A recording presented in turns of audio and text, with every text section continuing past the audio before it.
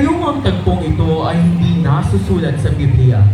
Ito naman ay kinikilala ng ating pananampalataya bilang isang totoong kaganapan sa buhay ni Maria at ni Jesus.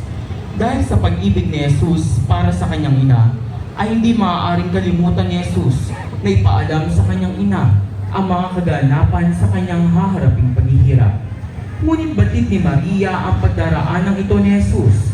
Kaya naman, simula dito, susundan ni Maria ang kanyang anak hanggang sa Kalbaryo.